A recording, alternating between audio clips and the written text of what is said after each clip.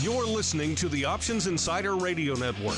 For more quality options programs, visit www.theoptionsinsider.com or search for Options Insider Radio Network in your podcast provider of choice. Listeners can also access all of our programming through our mobile app, available in iTunes and on Google Play. Don't forget to follow along with your favorite programs and submit your own questions for the hosts at twitter.com/options, facebook.com/theoptionsinsider, or via questions at theoptionsinsider.com.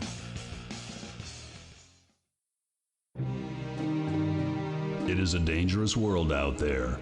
Volatility is on the rise and your clients' portfolios are under assault from a growing number of threats. Simple diversification is no longer enough to shield the assets under your protection. Registered investment advisors, financial planners, and asset managers need a new weapon in their war on risk. Welcome to the Advisor's Option, the program designed to arm busy advisors with the information necessary to properly manage risk in this volatile environment. From options education, trading strategies and tips, to industry news and interviews with leading advisors, you'll find it all on the Advisor's Option. The Advisor's Option is brought to you by the Options Industry Council. The OIC was created to educate investors and their financial advisors about the benefits and risks of exchange-traded equity options. For more information on how the OIC can help you implement options in your practice, please visit optionseducation.org. The Advisor's Option is also brought to you by Swan Wealth Advisors. Since 1997, Swan has been the leader in hedged equity and option income strategies with GIPS verified results. Swan provides unique and valuable solutions to the inherent weaknesses of asset allocation, offering defined risk strategies that allow upside participation while also protecting advisors and investors against market risk. For more information about our advisor program for separately managed accounts, the Swan Defined Risk Mutual Fund, or our proprietary option overlay strategies, please contact Randy Swan at swanwealthadvisors.com. Think outside the style box. Think Swan when deciding on risk management solutions to market risk. And now, it's time to arm yourself with the latest weapons in the war on risk. It's time for the Advisor's Option.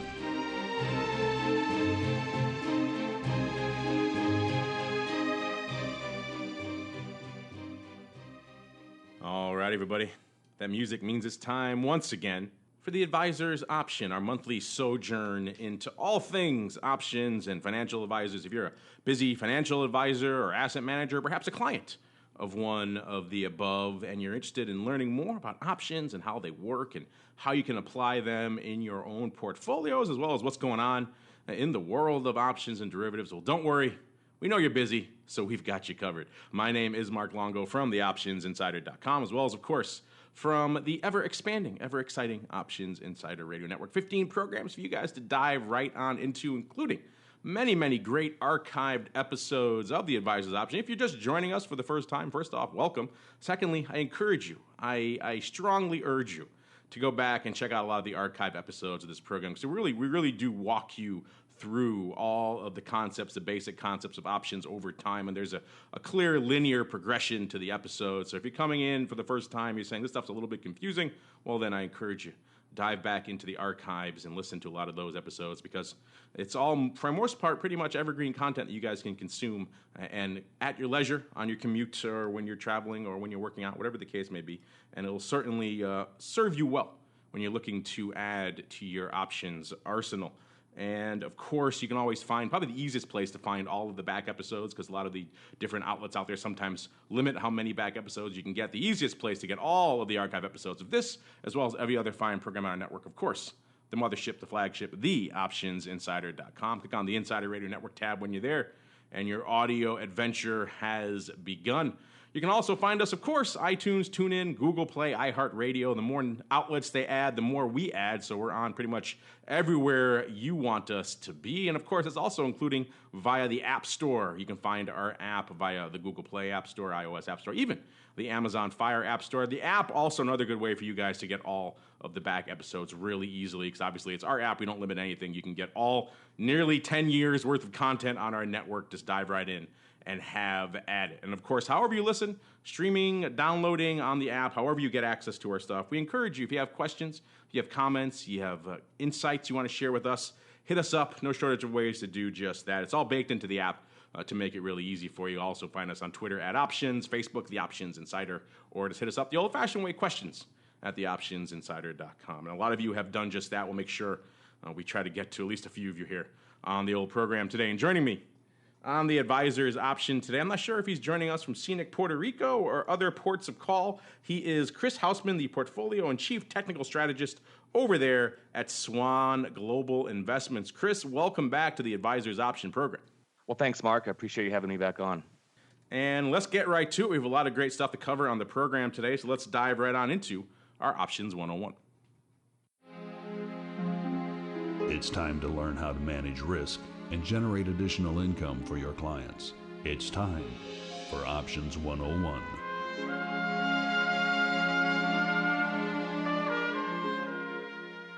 All right, everybody, welcome to the Options 101 segment. As the name implies, this is the portion of the program where we break down a basic options concept or topic and explain how it works and how you can utilize it in your clients' portfolios. And we were looking back at some interesting topics to discuss on the show today, and we kind of were inspired this time.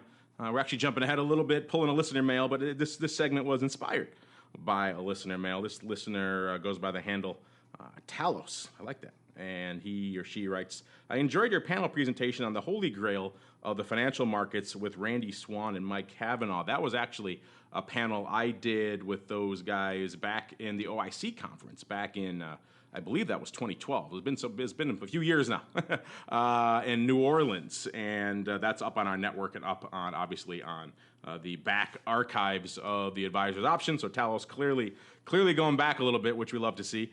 He goes on to write, I realize this panel was from a few years ago. Yes, it was. Have there been any updates with regards to data on collars? Are they still effective tools for advisors looking to mitigate portfolio risk? On a specific note, are they applicable to concentrated equity positions?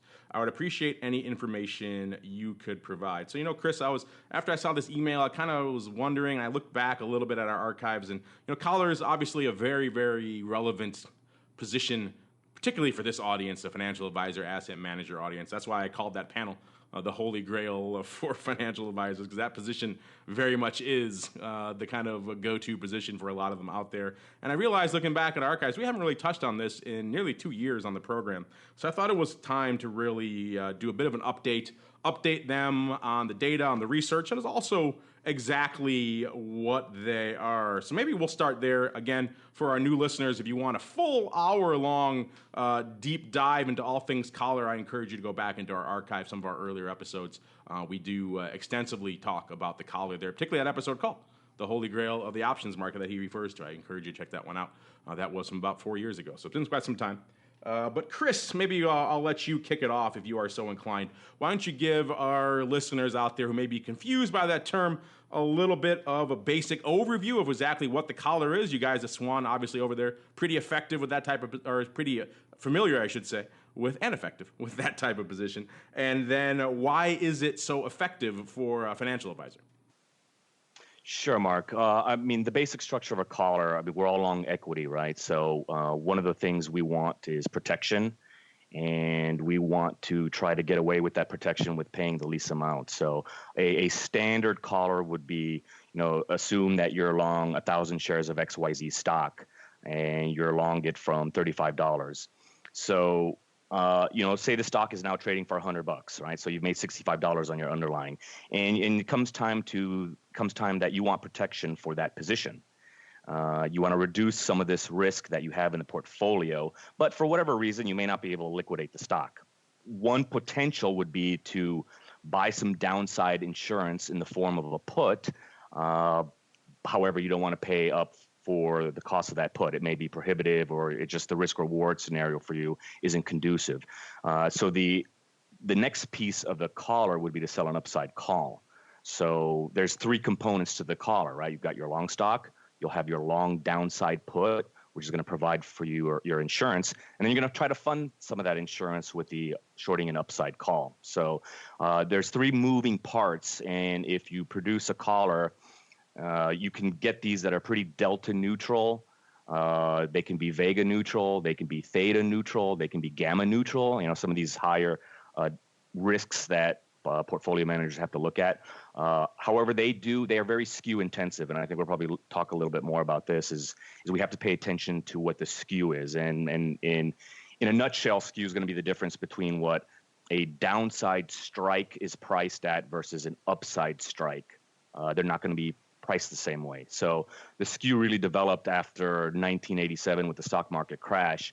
If you go back to like a Black-Scholes model, it assumes a constant volatility across all strikes.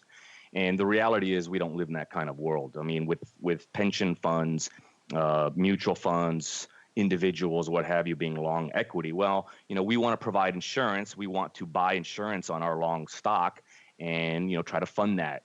So that is what the basic structure of the collar is. So what's happened is there's been a natural supply and demand of options. There's a lot of demand for downside strikes. And at the same time, as stocks are rallying, people are doing what? There are other strategies out there, not necessarily a collar, but the covered right that a lot of people are familiar with. A lot of listeners probably are very familiar with what a buy right or a covered right is, where they're coming in and they're selling upside calls. They own some stock. They want to provide some yield or some incremental return to their portfolio. So they sell some upside calls at levels that they're probably okay with being called away or assigned. So you've got this natural supply and demand factor where downside strikes are always bid relative to upside strikes. Yeah, it is an interesting phenomenon. You mentioned volatility skew. We do, of course, cover that in some of the back episodes, I should say, of this program as well. So search for volatility skew. And we have many episodes devoted to that topic as well. The setup Chris is referring to, known as investment skew, where so many people are out there buying puts and selling calls against long equity positions. Hence, that's why we see that primarily in large liquid equity options and large indexes as well. Great synopsis there, Chris. Talos also asked, he wants to know specifically if you can use collars on concentrated equity positions. And yeah, they're great. Concentrated equity positions it's a perfect use case for this. Let's walk through a quick example there of that. Let's do it on my own personal favorite stock. I don't know about you, Chris, but I've made and lost millions on this name. It is, of course, XYZ. Let's say your client comes into your office and he has 10,000 shares of XYZ. Let's say he bought it or he owns it from options through the company, whatever the case may be, from a cost basis about $35. Let's say the stock now trading for 100. So he's sitting on some decent gains. He wants to protect that. So obviously you can start off with let's say a position obviously worth about $1 million.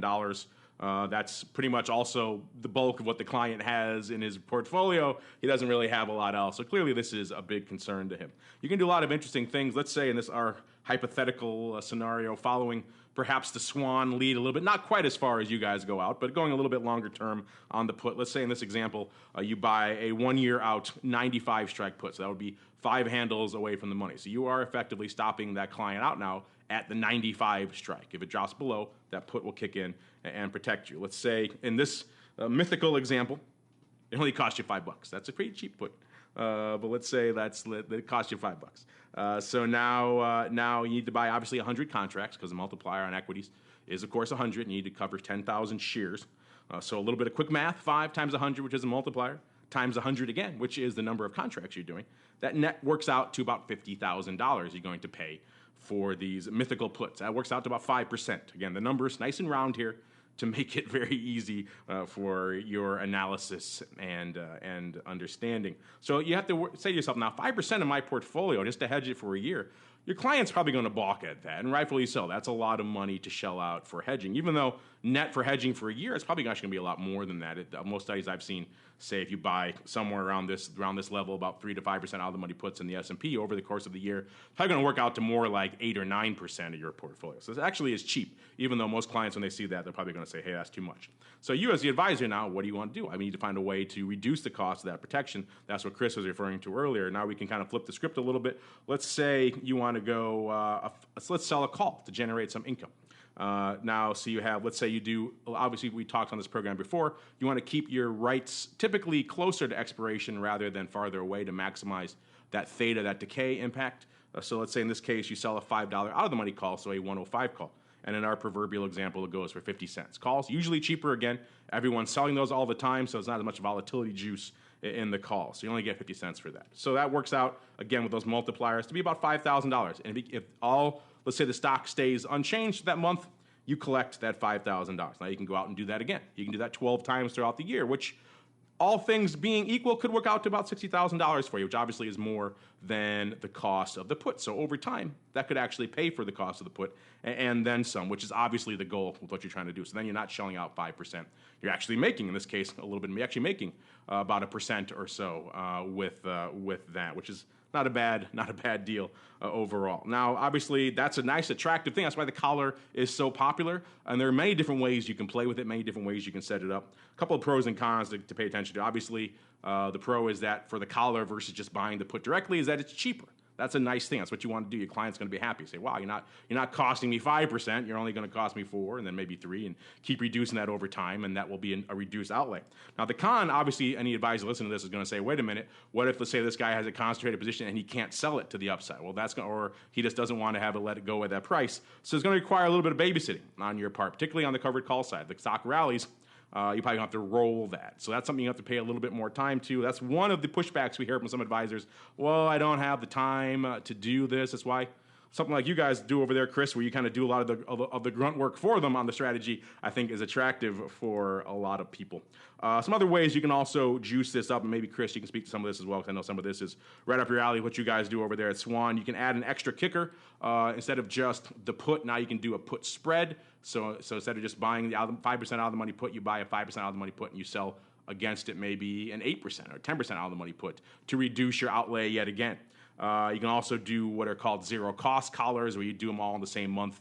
Let's say you buy a 1 month call or sell a 1 month call, buy a 1 month put, and try to line out the strikes so they negate each other, and you have no zero outlay.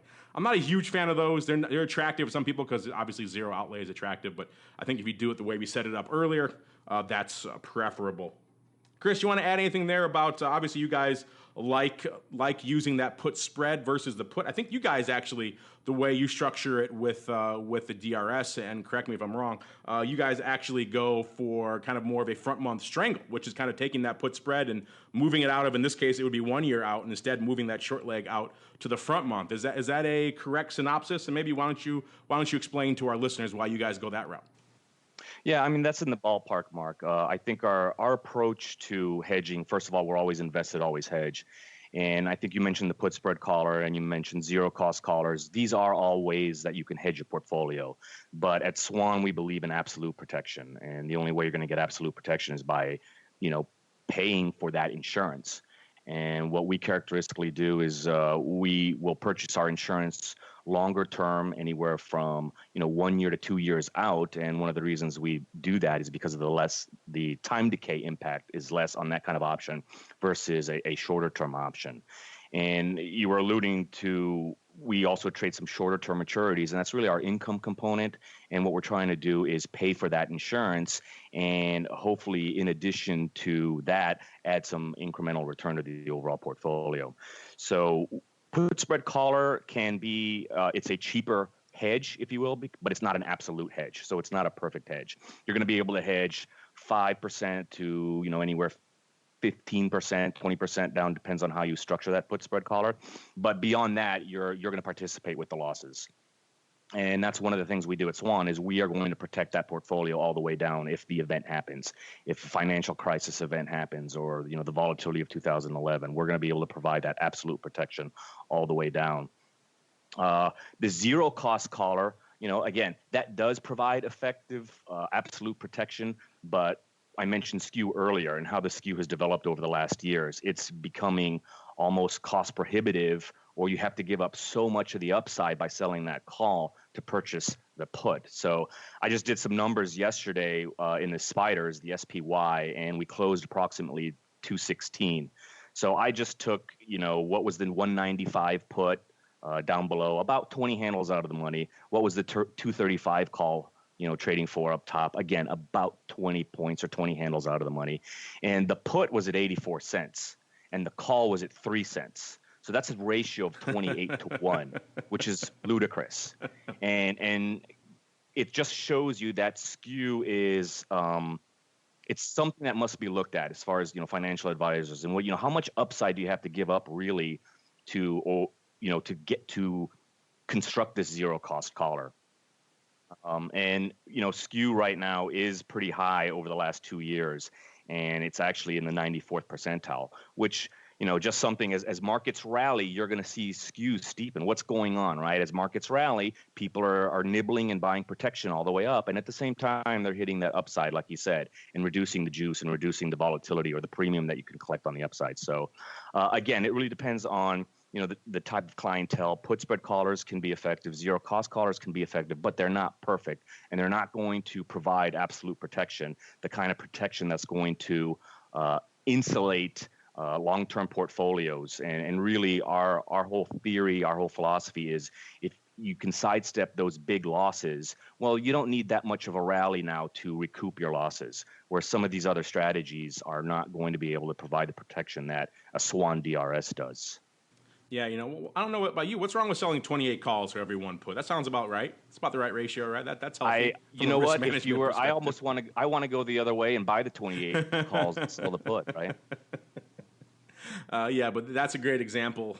Thanks for digging up those numbers. That shows how much this skew is in place, particularly in a front month or near term type contract in the S&P, which is obviously very active and very liquid. So that'll give you some inclination, listeners, of if you do want to go the zero cost collar, finding strikes that line up, as Chris alluded to, is going to be a bit of a challenge. You're going to have to move that put protection pretty far out to make it cheap enough to line up with the call, and you also have to move that call strike pretty far down to be close to at the money to make anything line up from a zero cost perspective, which is again why I've never favored zero cost collars, because you end up with strikes that you probably don't really want. If you had your preference, you wouldn't choose those strikes. You would choose probably tighter protection and a little bit more room to run on the upside, and yet that's the way the zero cost collar shapes up. So you're probably better off structuring it the way we just mentioned. In fact, Talos also asked about some data.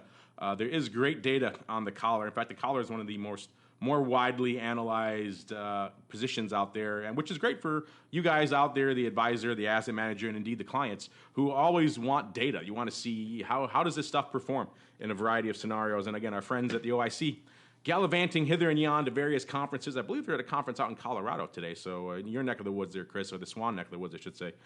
So Eric, again, couldn't join us, but I would point you to probably the best source for a lot of data on the collars, which is indeed the OIC. Head on over to optionseducation.org. They have some great studies. They've updated them multiple times over the years. Most recently, I believe, back in about a few years ago now, 2011, 2012, sometime in that time frame.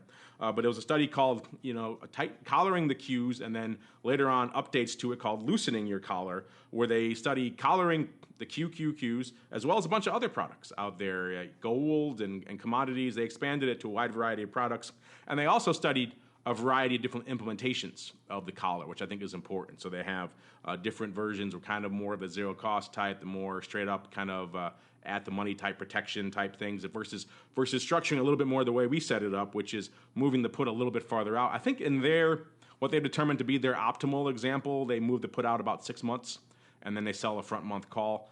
So that's what they found to be the optimal balance between premium that you're paying for the put versus time decay impact. They found about 6 months to be there, and then actively managing it therein. And those returns, you could see if you look at the data for yourself, the collar does perform. It performs well and actually outperforms just naked owning the underlying in a lot of surprising scenarios you might not expect. And certainly from a risk-adjusted perspective, it definitely blows the doors off just owning the underlying. But even as the old man said, as they said, you can't really eat risk-adjusted returns. But still, from a net performance perspective, the collar also outperforms or is very competitive with a lot of these strategies at a much lower risk. So if you want to see a lot of the great data there, again, go on over to the OIC website, optionseducation.org, or just search for loosening your collar. That will get you right to the study itself, and that will show you a lot of the great data, which I know when you're sitting down with clients, Chris, it's always helpful to have some data in your back pocket to talk about that. If you also want to calculate some for yourself, they have a tool over there called the Collar Calculator, which you guys can use to just sit down and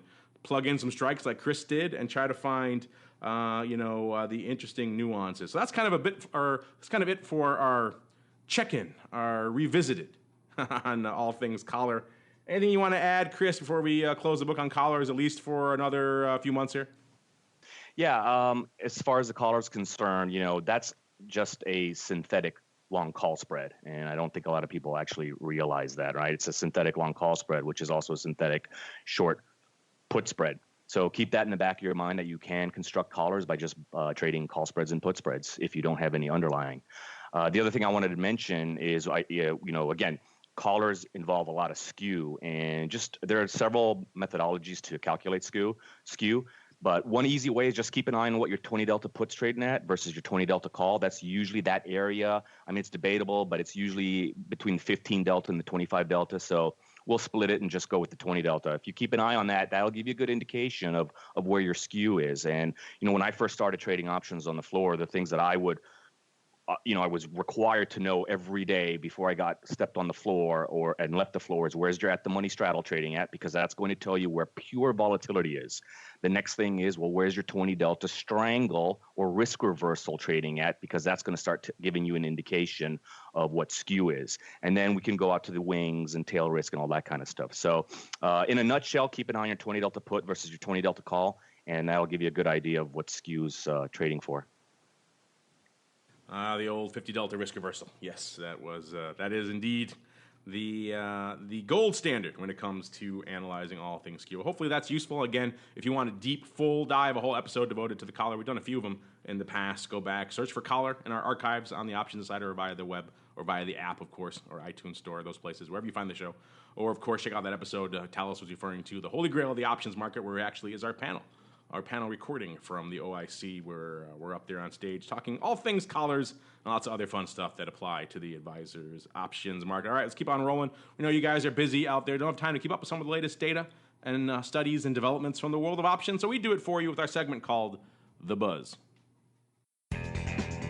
Busy financial advisors don't have time to follow the latest developments from the options market, so we do it for you. It's time to get The Buzz.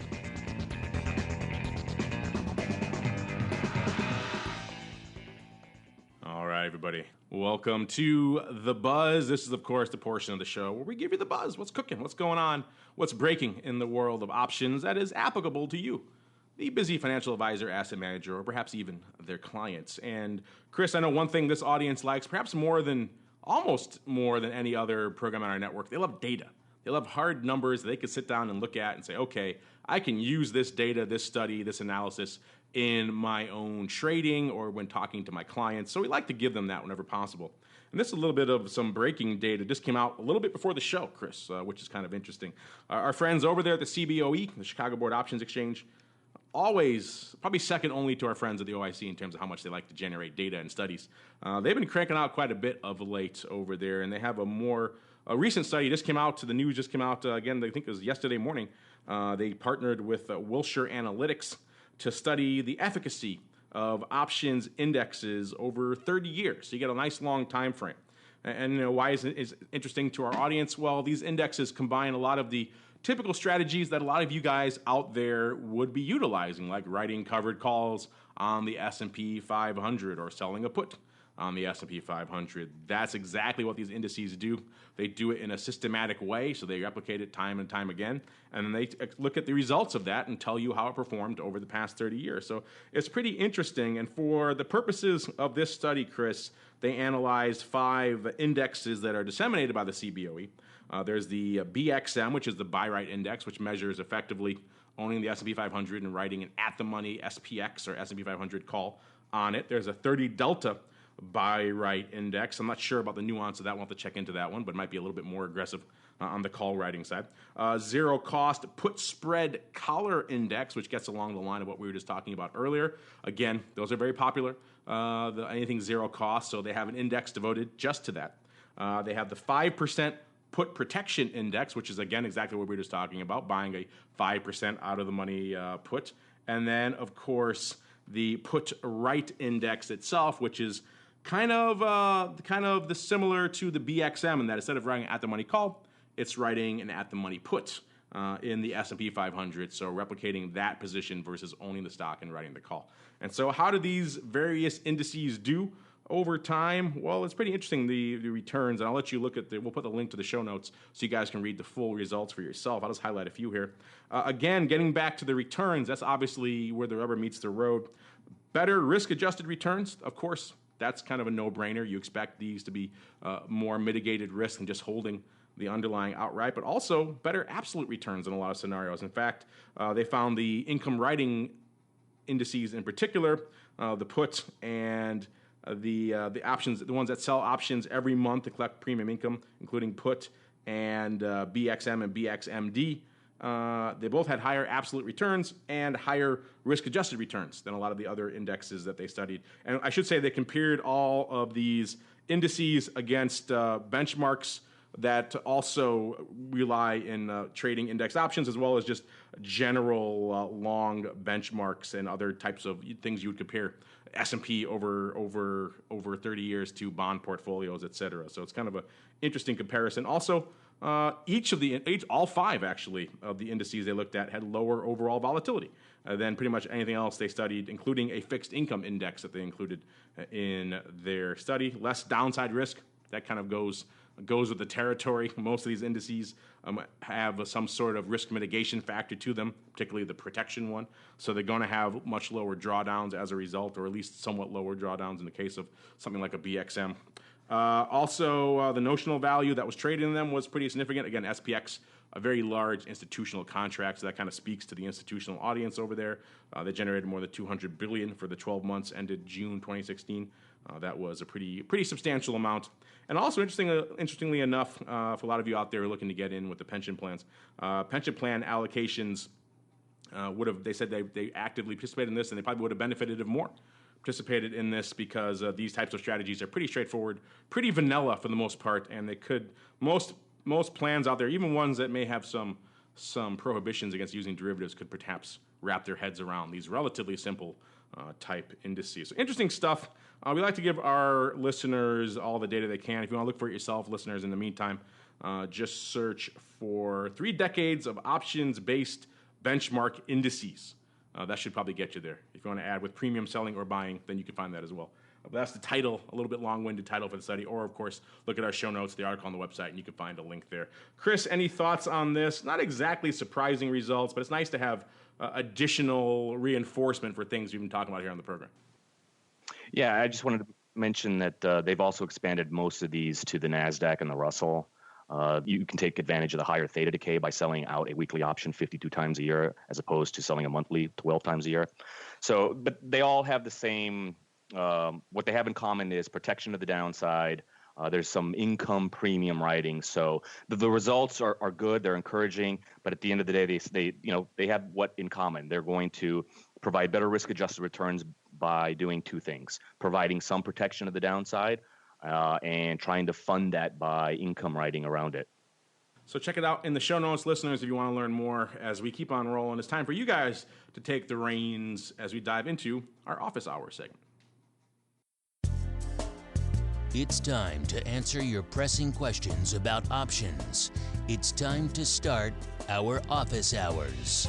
You can become a part of this segment by leaving a question on theoptionsinsider.com, emailing us at questions@theoptionsinsider.com, or via social media at twitter.com/options, facebook.com/theoptionsinsider, or stocktwits.com/optionsinsider.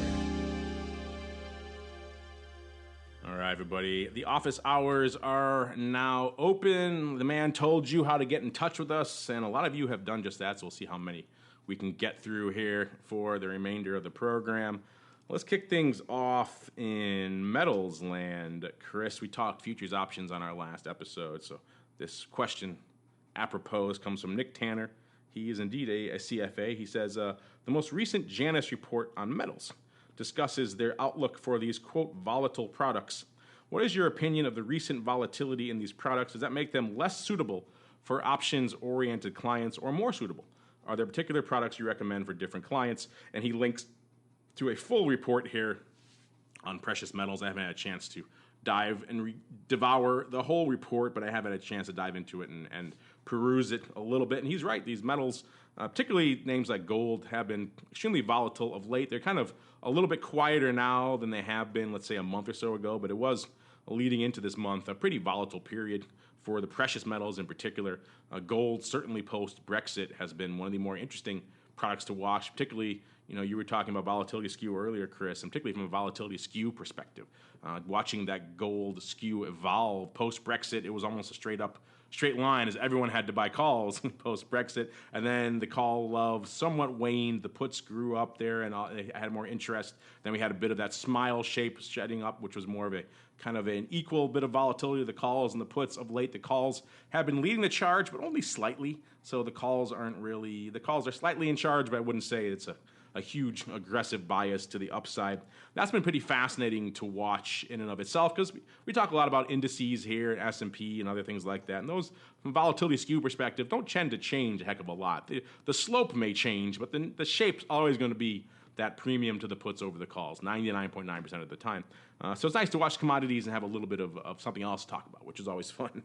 But his question here is kind of interesting. Does this volatility make them less suitable? That's an interesting question. I think a lot of our listeners like to hold an underlying, like a GLD, maybe in this case, and then also write covered calls against that. And in this scenario, or indeed sell puts.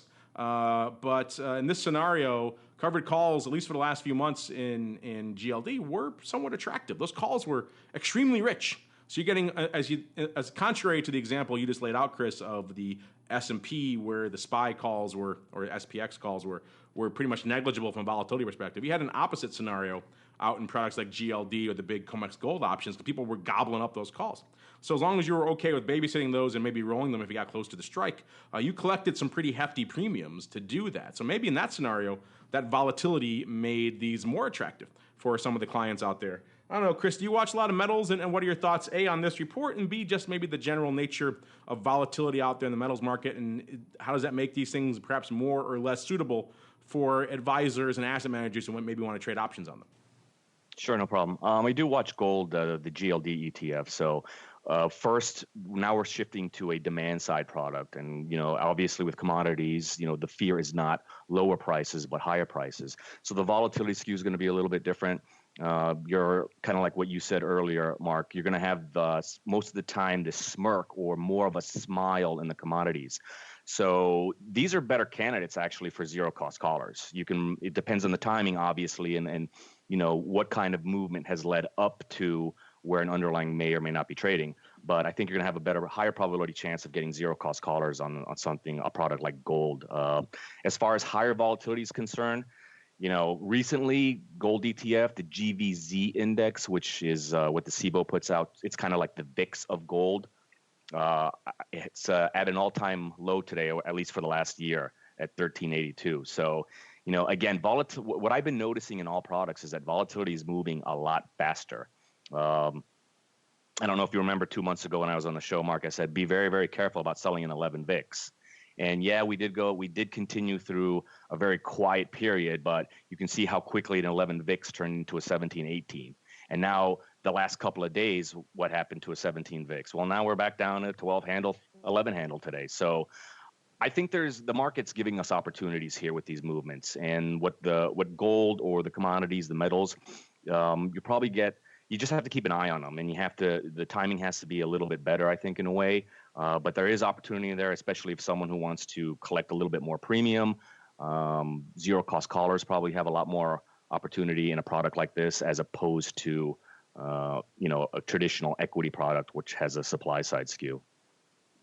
Since we're talking VIX, let's hit this question from Javier Mendoza. He wants to know, we're in a relatively low volatility environment right now, which is contrary to the seasonality of volatility, which points to September and October as the most volatile months. And he also includes a link to an article where the guy cites exactly what he's talking about there, Sep and Oct being the more volatile months of the year. Do you think we're headed for a return of volatility this month, or next month? Is it worth adding a few VIX calls to my holding? This kind of gets back to what you were just talking about, Chris, and you're right. We were flirting with much higher levels of the VIX cash just even a week ago. It was in the 17s, up and pushing into the upper teens. Then, of course, we had Miss Yellen and her crew come along on Wednesday and take a lot of this gas out of the market from a volatility perspective. And as we are recording this today, the VIX cash off another 1.5 or so south of the 12 handle, as we're recording, about 1188 or so right now as we're recording. So it's been interesting to watch the volatility come into the market and then come right back out again. Maybe that was the seasonality he was referring to. That said, there are still a lot of question marks, of course, we have, and I think maybe we'll get to this on our next episode. Chris, you wrote an interesting article about this. I think it's worth discussing an entire episode. I don't want to cram it all in here, but of course, we do have the election coming up. That is a rare event, obviously only once every 4 years, so that can be a cause of some systemic and indeed structural volatility going forward. He also does mention the seasonality, October, often referred to in a cliche fashion as Rocktober in the marketplace. So things tend to happen around that time frame. So maybe the confluence of the elections and the Fed doing their will they, won't they dance, even though I think that'll be muted going into the election now. You don't see a lot of Fed chairmen or chairwomen raising into an election. That's kind of career suicide. And then also, some of these other factors you're talking about maybe could conspire to pop VIX higher. Aside from that, though, we don't have a lot on the immediate calendar that's going to say, hey, this is really going to drive a lot of volatility. We don't have a lot in terms of earnings coming up or anything along those lines. You could say, hey, this is immediately going to make the VIX rally back into that mid to high teens range where it was just about a week ago. I don't know. What about you, Chris? I know you obviously you trade SPX, so you're obviously looking at VIX all the time. What are your thoughts here for our friend Mr. Mendoza, who points out the seasonality of VIX and wants to know maybe if he should start swinging for the fences with some upside calls? Well, based on seasonality alone, sure, we should be trading higher volatility September, October. A lot of people know October is Rocktober, like you mentioned. It's also a bear killer, right? We tend to hit good bottoms in October that sets us up for the Christmas rallies. One of the things I have to ask myself when analyzing this is, what are the catalysts right now? It is an election year. The Fed decided not to do anything this week, and the next meeting's November 2nd, and we have elections November 6th, right? I really doubt they're going to do anything 4 days before an election here. They're probably going to let it pass. And I mean, right now, probably a rate hike on the November 2nd meetings at about 19%. The December 14th meeting is standing at about 57%. So again, you got to ask yourself, what are the catalysts? We just came out of a very, very low volatility environment. It was historic with the range that we had in the SPX. And that's why we saw the VIX at an 11, at a 12 for so long. So I don't know what the next catalyst is going to be. I agree with you here, Mark, that I think that the Fed is going to keep their mouth shut a little bit more. And I think they have been the ones providing the volatility in the marketplace. So, I'm going to go out on a limb. Last time I was here, I said, hey, 11 VIX was not to be sold. And, there was definitely opportunity to sell 16, 17 right after that. I'm not saying 11 VIX should be sold right now, but I do think we're probably going to go into a muted period here. I think what we established recently was the top end of the range in the SPX. And we may have just established a lower range in the SPX. It's going to be a little bit bigger range than we just had, the last couple of months. But nevertheless, I don't think there's going to be any huge move upside or downside as at this point. That would be the bravest Fed in history if they raised on November 2nd. I wasn't exactly sure when the November meeting was, and I just checked it, and I saw November 2nd. I was like, there's no way they're going to do anything. I would be shocked. I'm not a big fan of Miss Yellen. I would tip my hat to her if she did that. That's a little bit of surprising bravery. You know what? Maybe she does. Maybe she does need to do something like that right before the elections. I think the Fed seems to be losing a lot of credibility right now. So. Would be a bold move. Prove her independence. I'm going to do it regardless of the consequences. Damn the torpedoes, full speed ahead, that sort of thing. That would be interesting. I would have to give her a point in the book. I'm not a huge fan. I don't think most people on the street are huge fans of hers right now. But in general, I would have to doff my cap to that. It's just an act of sheer audacity, if nothing else. I should mention really quick for Javier, he's talking about VIX. A lot of people look at only VIX cash. He's talking about how cheap VIX cash is right now. But, of course, I'm looking at the futures right now, and that's where the options price off of. So if you're going to go buy options, that's a little bit different story. Even the front-month future in VIX right now, the OCC future, the cash is about 1186. The OCC future is about 3.5 points higher, about almost 15.5. So that's immediately, they're still pricing in a decent bit of upside in the futures. The NOVE is about 1685. The DEIS, if you're going out the DEIS, about 17.5. So that's where around your at the money is now. So factor that in when you're looking at the calls. They're already pricing in VIX at those levels going out to December. So if you're looking at, hey, VIX is 11, it's so cheap. Look at the futures before you decide exactly how cheap perhaps things are. Talking vol, let's do this question here from the creatively named LVX65. I love some of these handles. He or she or it asks, a great breakdown of the problems with 60-40 this episode. He's referring to our discussion, I believe, from last episode where we talked about some of the stuff you guys actually had on the Swan blog, and it's been picked up in a lot of other outlets as well. Kind of just the failures, the inherent failures of sticking with that traditional 60-40 allocation, 60% equities, 40% fixed income, because just as you guys pointed out on your blog, the basic math kind of breaks down. The equities portion really has to outperform to make up for anything the bond portion is going to do anytime in the near future.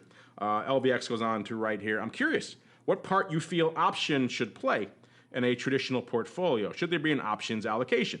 What about volatility? Do you agree that volatility is its own asset class and should have an allocation in every portfolio? This is a bit of a loaded question here. I know our friends at the SIBO really go out there and beat that drum for volatility and VIX in and of itself as its own asset class. They point to, I should say, the inherent inverse correlation. It's not 1-to-1, listeners. It's about somewhere in the 70 to 80% range, depending on the season, in terms of that inverse correlation. Pretty strongly negatively correlated, but not 1-to-1 by any means. But still, they point to that as kind of a big component in why it should be its own asset class. I don't know about you, Chris. I've never really bought into that concept of VIX as kind of its own thing. It is indeed a derivative of derivative. It's the implied volatility of the SPX option. So it's kind of hard in my mind to separate the two really as these separate entities. I mean, obviously they are, but from an asset class perspective, I think you can get a lot of the bang you get from the VIX by doing things in the S&P. And obviously, if you're trading options of almost any stripe, you are trading volatility at the end of the day. There is a volatility component to what you're doing. So you don't think you need to put in a volatility product into your portfolio to have some sort of volatility allocation. If you're buying puts in the S&P, guess what? You bought volatility. So you have volatility in your portfolio. You're long volatility in that sense. So you've already done that. Buying VIX calls would probably be redundant at that point. It might be, you can see it as a kicker to add a little bit extra juice, but it wouldn't be, and people who think of VIX as a hedge, we'll get to that in maybe another episode. So that's a longer conversation than maybe we have time for today. But an interesting thing, I don't know, this kind of boils down to maybe the age-old question. We've debated this before on our volatility views program, Chris. I'm not sure if we've had a chance to really debate it at length here, but it kind of boils down to the age-old debate of SPX put versus VIX call. Which way do you tend to lean? I have a feeling I know which way you're leaning, Chris, but I'll let you say for yourself. And then what do you say to our friend here, Mr. or Mrs. or perhaps the robot named LVX65, who wants to know, do you think should there be an options allocation in a portfolio, and B, should there be a separate volatility allocation because volatility may or may not be its own asset class? Yeah, no, that's a great point. So going back to the 60-40, it comes down to correlation, right? We've shown that in times of stress, correlations are going to go towards one. So we had a great example just a few days ago when the market was going down and bonds were also going down. So those were not negatively correlated assets. And you can imagine during a time of crisis, potential bond bubble that we're having right now, I mean, who knows if you're really going to get that kind of diversification that you're seeking in a 60-40 portfolio. There has been some talk, when we had this quiet period, there was talk, correlations are starting to go down. But as soon as the market moves lower, correlations spike and they can move very quickly. And I just think that's the environment that we're in. So what we do here, by using options, is we choose an instrument that is truly inversely correlated to stock. And that's where we come in with buying our long dated put for our protection, because that we know for a fact that is going to be a negatively correlated asset as opposed to long underlying. So do we think there should be an options allocation in people's portfolios? Absolutely. If you really want diversification, if you really want that protection that you were trying to get in this 60-40 portfolio that is no longer working, then you need to incorporate options in your portfolio. As far as volatility as its own asset class, I've never disagreed with you on this one, Mark.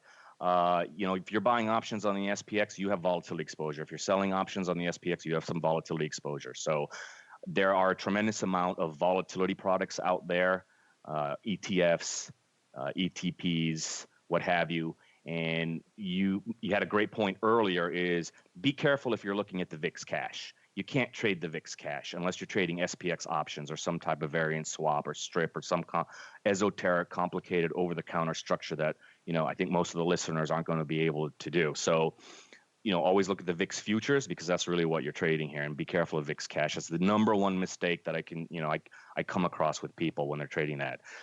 Volatility is mean reverting.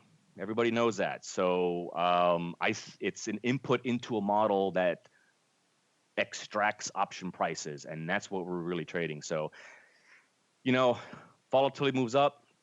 Can you sell it higher? Yes. Does volatility moves down? Can you buy it lower? Yes. If you want to call that an asset class, by all means. I think it's very challenging because you're making a prediction on volatility, and volatility is based on what? It's based on the underlying movement. It's based on the speed of that movement and the magnitude of that movement and the actual supply and demand for options. And so there's a lot there that you got to predict to get volatility right. Yeah, I've always had issues with people who look at the VIX as just kind of this portfolio hedge in and of itself. There's a lot that goes into that product that makes it perhaps not that best suited for that. I tend to lean the more direct route as well, the S&P put, versus you're going to get a lot more bang for the buck, and it's a lot more predictable what's going to happen out there. Of course, in some scenarios, like when the VIX cash gaps up, that's when VIX does its thing. That's when VIX outperforms just about anything else, and it outperforms pretty aggressively. So that's why I refer to those calls on the upside as more kickers. They're going to add a little bit of extra zest to your portfolio when they do work. It's just a question of holding them until they do, which can be a challenge in and of itself. Maybe we should do another episode on all things VIX because a lot of questions coming in along this line. And unfortunately, Chris, that's all the time we have for the Office Hours segment. It's also all the time we have for this episode of The Advisor's Option. I want to thank all of you out there in the listening audience, of course, for sending in such great questions. We love to hear from you guys. Keep them coming. You guys really are the reason we do this program, and we'd love to hear from you guys. You guys pull us in all sorts of weird and wonderful and interesting and funny directions, so keep those questions coming. And before we go, Mr. Chris, I know you guys are always working on a lot of interesting new things over there at Swan. You also have a new, I guess you can call it a mini conference series where you're kind of taking what you did on a big stage in Puerto Rico and bringing it onto some smaller stages throughout the country. So why don't you give our listeners a little bit of an overview of that, as well as what else you guys have coming down the pike over there at Swan Global Investments? Yeah, sure. Well, we have our 10th box conferences, which we're putting on around the country. So you can go to our website and find out what's next as far as the schedule is concerned.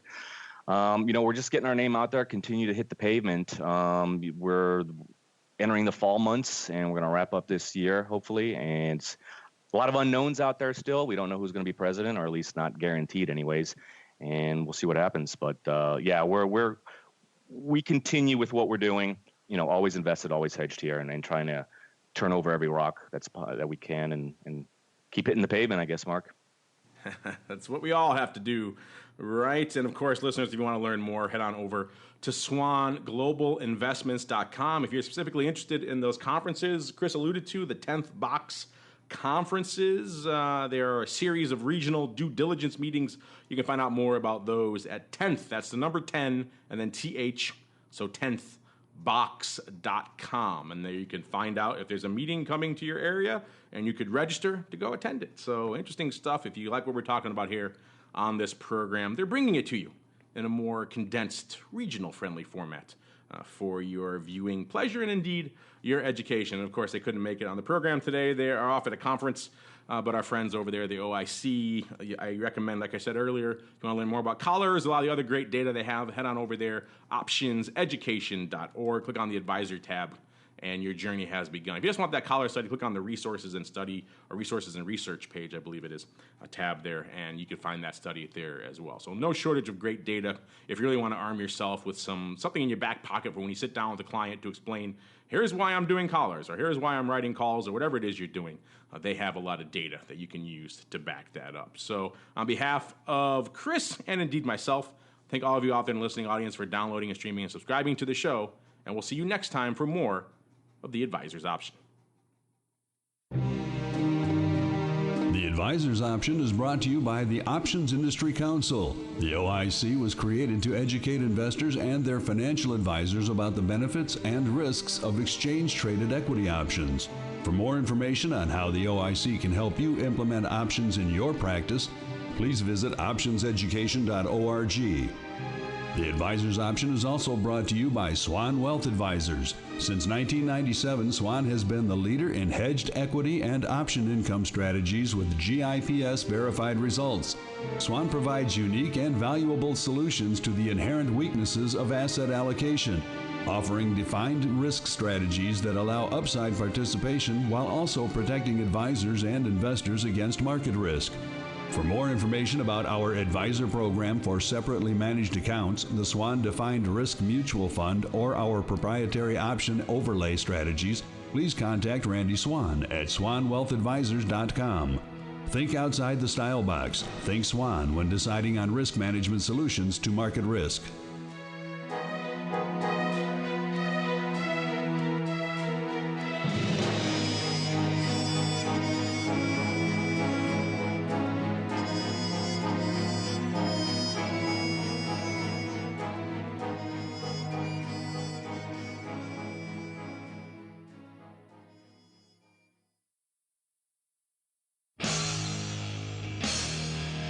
The preceding program was a production of the Options Insider Radio Network. For more quality options programs, visit www.theoptionsinsider.com or search for Options Insider Radio Network in your podcast provider of choice. Listeners can also access all of our programming through our mobile app, available in iTunes and on Google Play. Don't forget to follow along with your favorite programs and submit your own questions for the hosts at twitter.com/options, facebook.com/theoptionsinsider, or via questions at theoptionsinsider.com.